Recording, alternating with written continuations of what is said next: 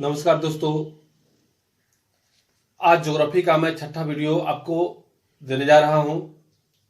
Video देखने से पहले मेरे YouTube चैनल को लाइक और सब्सक्राइब करना नहीं भूलें। बेल आइकन को भी दबाते रहें ताकि नए वीडियो आने का संकेत मिलते रहे। आज मैं अपने इस ज्योग्राफी के छठा वीडियो में भारत के बंदरगाहों की चर्चा करूंगा। यूं तो आपको याद भी हो सकता है या कंफ्यूजन भी होगा। यकीन मानिए, एक बार जो इस वीडियो को आप गौर से देख लेंगे फिर न कभी भूलेंगे और न ही कभी कंफ्यूजन होगी, क्योंकि इस सहज और सटीक तरीकों से आपको आज मैं वीडियो बताने जा रहा हूं, जिसके एहसास करने के बाद आपको लगेगा कि जुबान पर सारा चीज नाचने लगा है। तो देर न करते हुए बंदरगाह का एक छोटा सा परिचय लेते हैं कि बंदरगाह कहते किसे हैं, या बंदरगाह के कितने नामों से जानते हैं, या विश्व में इसका क्या उपयोग है, भारत में क्या उपयोग है, या कहां कहां बंदरगाह हो सकते हैं। दोस्तों, बंदरगाह का कई नाम दिया गया है, जिसमें से प्रमुख है गोदीवाड़ा, डायकयार्ड, पतन, पोताश्रय, पोर्ट। ये बनता कैसे है दोस्तों? ये अथाह जल से बनता है और इसका उपयोग होता है जल पोत को आयात निर्यात या आने जाने में गमन करने के लिए। तो दोस्तों, बंदरगाह कहां होता है? निश्चित रूप से जहां अथाह जल होगा। और भारत में अथाह जल कहां होगा? नदियों में, तालाबों में, झीलों में, सागरों में। तो दोस्तों, सागरों में। अब आते हैं तो भारत में जलीय विस्तार कहां मिलता है? उत्तरी भारत या दक्षिणी भारत में?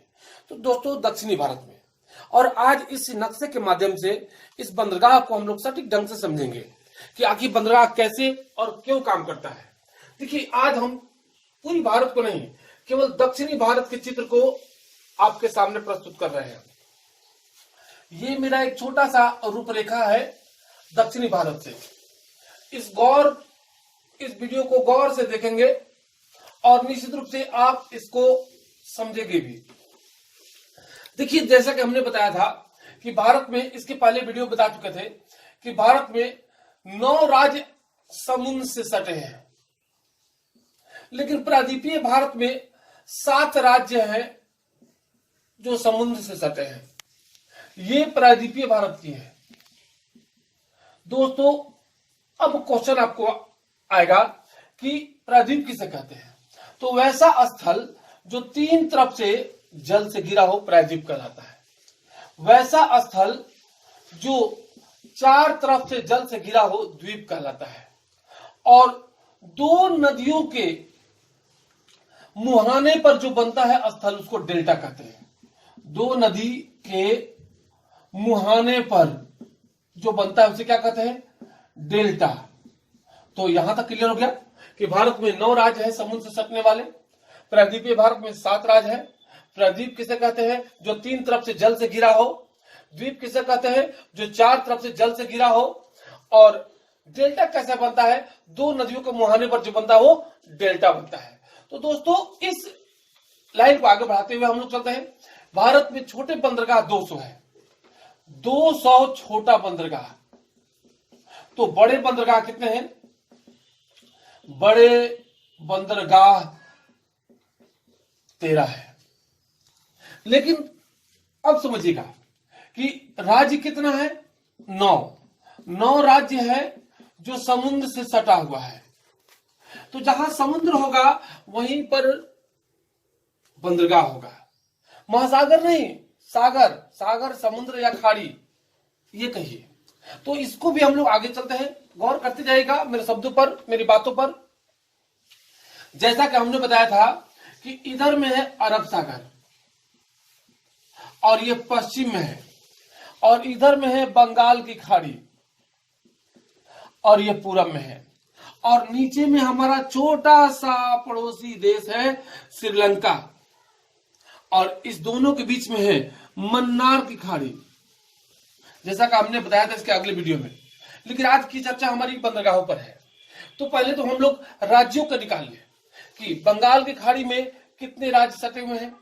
तो इसके लिए एक आपको लाइन देते, आप ताऊ हैं, आप ताऊ है। ये है समुद्र से सटने वाले राज्य, समुद्र से सटने वाले राज्य।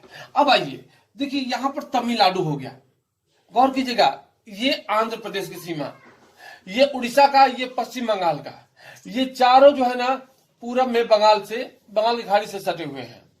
बंगाल की खाड़ी से कितने राज्य सटे हुए हैं? तो 4।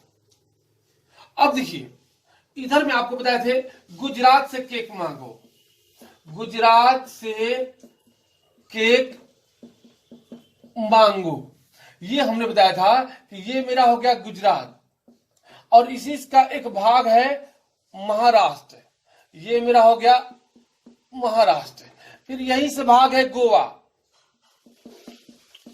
फिर इसी का भाग है कर्नाटक, और लास्ट में जो बच रहा है वो केरल। तो यहां से हम लोग गुजरात, केरल, कर्नाटक, महाराष्ट्र, गोवा, यानी अरब सागर से सटने वाले भारतीय राज्य कितने हैं? तो 5। दोस्तों 5 और 4 कितना हो गए? 9। लेकिन ये तो हम लोग राज्यों को निकाल लिए कि जैसा हमने बोला यहां पर तमिलनाडु, यहां बोला आंध्र प्रदेश, और यहां बोला उड़ीसा, यहां बोला पश्चिम बंगाल। गौर करेंगे, और ये मेरा जल में डूबा हुआ भारत का सबसे बड़ा द्वीप है अंडमान निकोबार, और यहीं पर है पोर्ट ब्लेयर।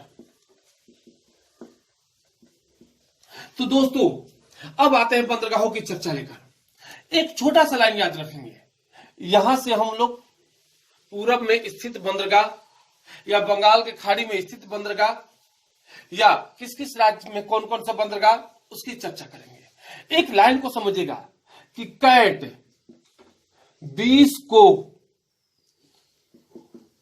कलकत्ता से हल्दिया पार कर गई, हल्दिया पार कर गई।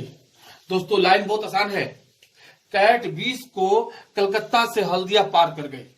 अब हम इसको डिफाइन करेंगे, तो देखिए यहां से मेरा बंदरगाह निकला चेन्नई, एन्नूर और तूतीकोरिन, ये तीनों बंदरगाह कहां है? तमिलनाडु में। अब क्वेश्चन बन जाए तो भारत का सबसे पहला कृत्रिम बंदरगाह कौन है? तमिलनाडु। सबसे पुराना बंदरगाह कौन है? तमिलनाडु के चेन्नई बंदरगाह। चेन्नई सबसे कृत्रिम है और पुराना बंदरगाह है।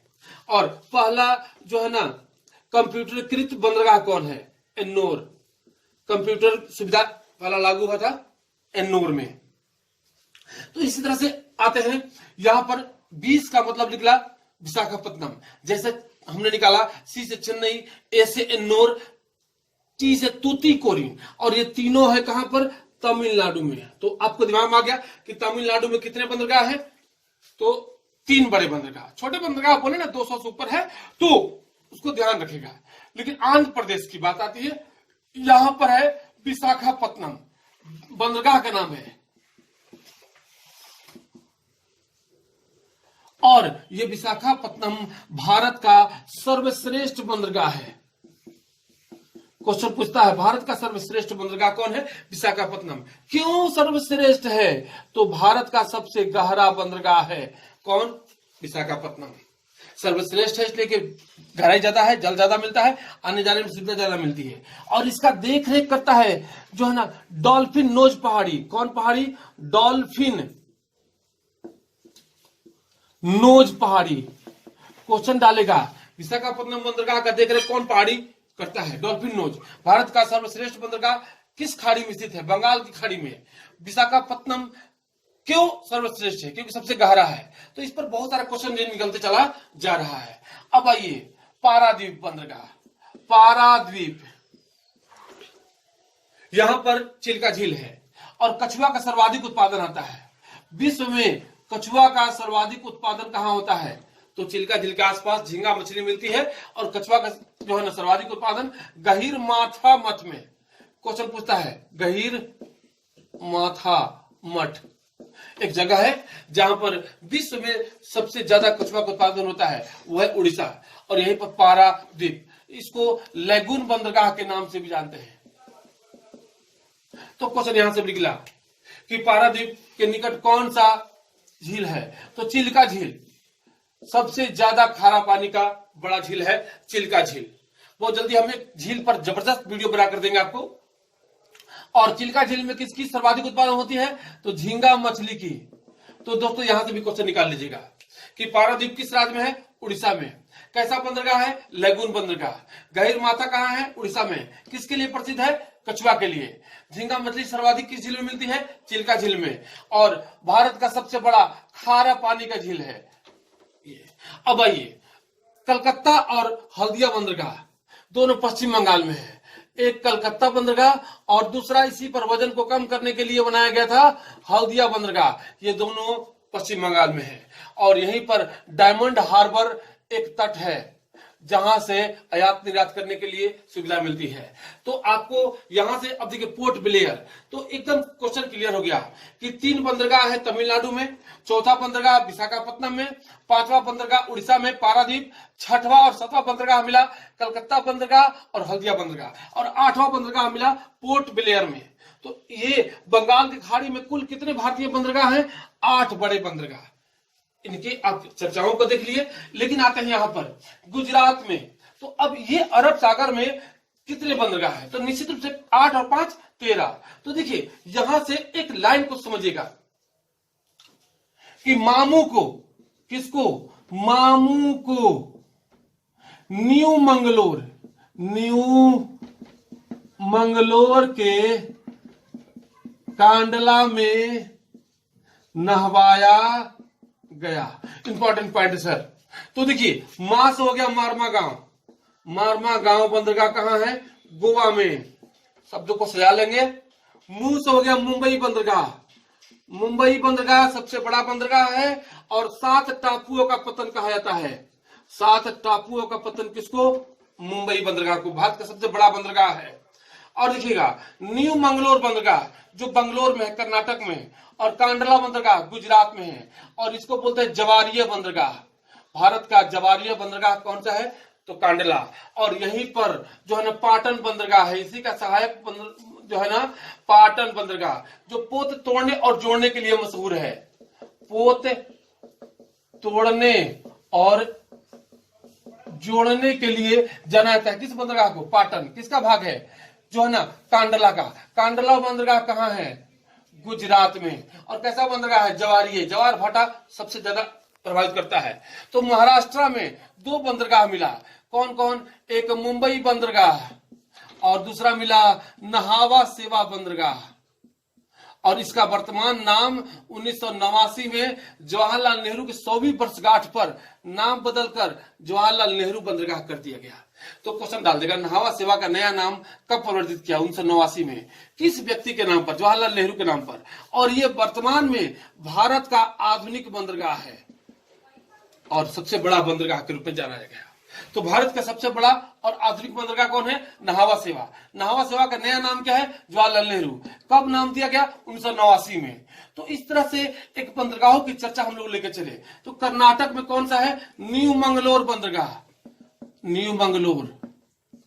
और केरल में जो भी बंदरगाह है वो बड़े बंदरगाह के रूप में नहीं आते हैं। तो एक छोटा सा चर्चा हमने दिया वो केवल बंदरगाह पर। आशा ही नहीं, उम्मीद करता हूं कि इस वीडियो को आप लोग देखकर पूरी बंदरगाह से क्वेश्चन निकालेंगे।